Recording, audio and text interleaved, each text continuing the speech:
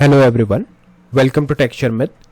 In this session, we are going to talk about another very important example related to MCPs, and here we will be learning about how to manage multiple tools in one server. Okay, so for that I will show you my server file, my client file, and I'll explain you each and every line of the code so that you can also implement the same example in your system. Okay. So by the end of the session, you will be able to understand how to manage multiple tools in one server, how to find out information of tools from server into client. So these all things we will be discussing.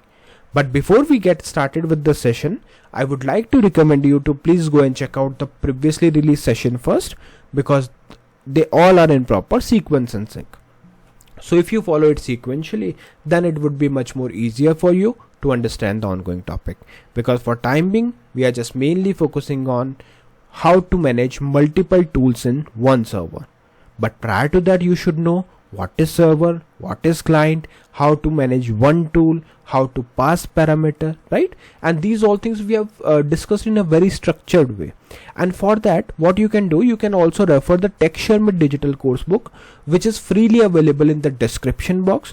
There you will find thousands of more than 3,800 plus sessions available in both Hindi as well as English language. So without any language barrier, you can easily consume the content, and in case if you have any queries or questions related to that, then you can simply reach out to me through comment section. I would be more than happy to answer all your questions there. Okay. Alright, so let's get started and see how to manage multiple tools in MCP. So for that, firstly, I'll walk you through my server file, which is mcp5-server file.py. Okay, and here the first line says that we are importing FastMCP. Now what is this FastMCP? So this FastMCP is basically a tool that will help us to create the server. Okay, it is nothing but a tool that will help us to create the server. After that, we have created the server, so you can see MCP equal FastMCP and math server. Now what is this math server? This is just the name that we have assigned to the server for its identity.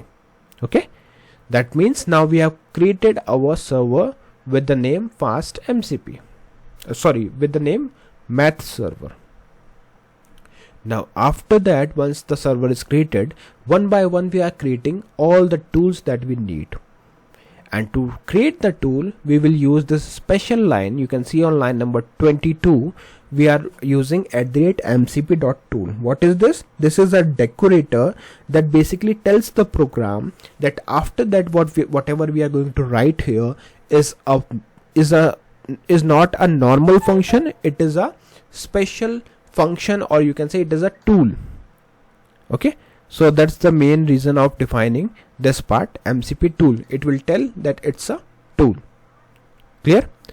Now you can see for the first tool, I want to perform add operation. So I simply mentioned the function, and here in this function I am receiving the parameters A and B.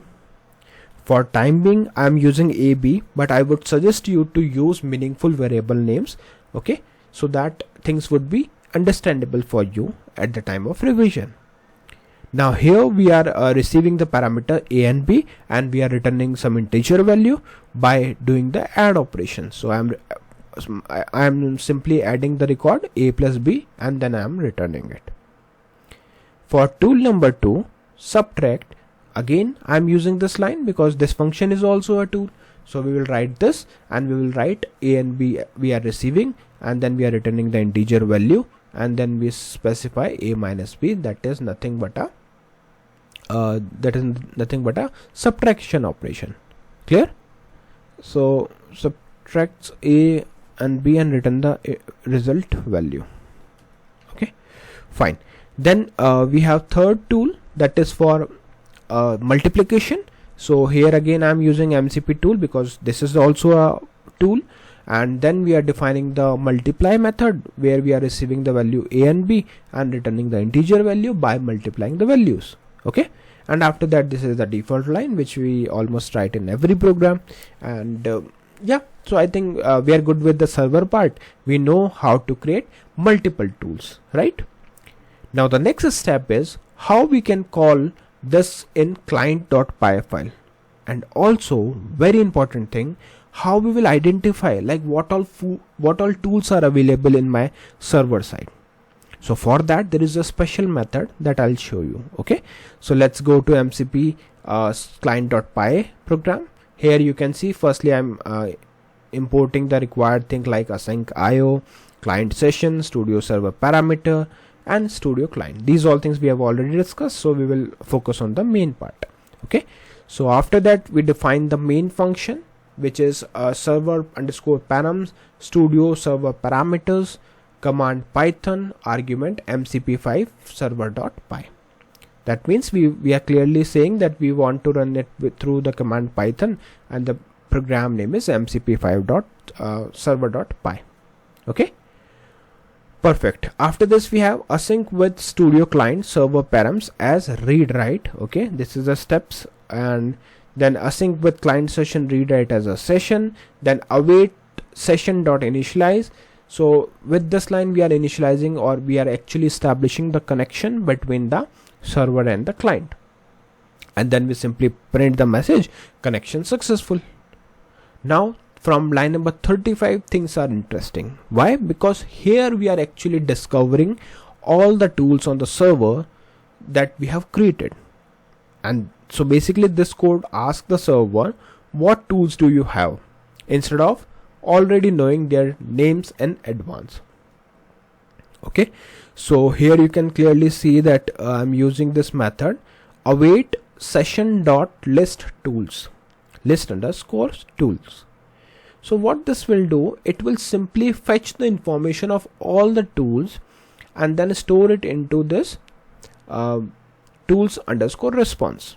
Okay, and then we will simply print one message, tools print on the server, tools available on the server, and then we are iterating in one loop because it's a collection, right? So it's a list, so we are iterating through tool in tools response dot tools, tools response dot tools, and then we are printing it tool name colon tool description.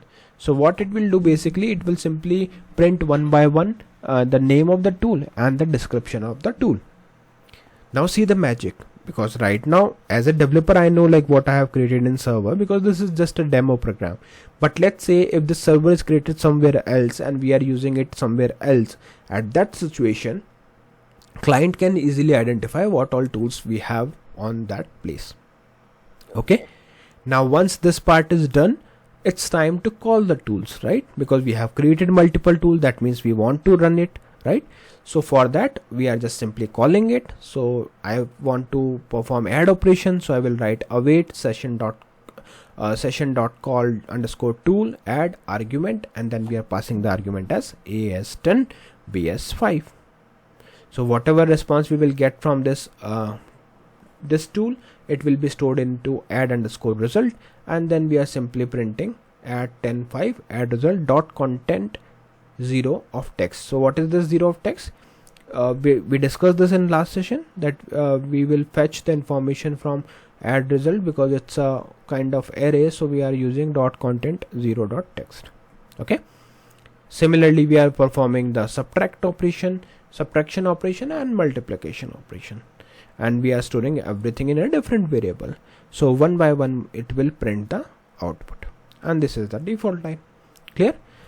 So what we have learned new in this session, we learned about this method, and very important method, because without this you won't be able to identify what all tools are there.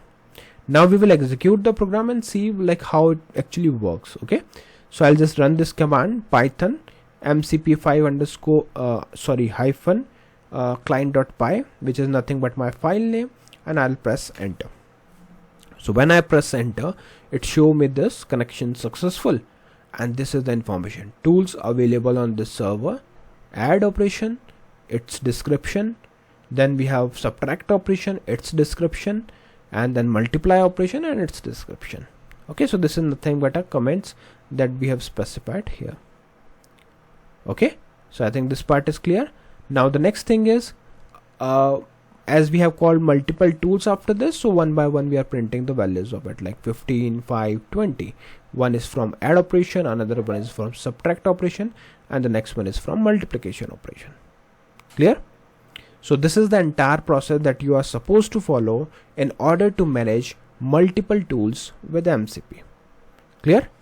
So yeah, that's all for today, and in the next session we will discuss another thing. But before that, there is one question for you. You have to answer this question, and today's question is a bit tricky.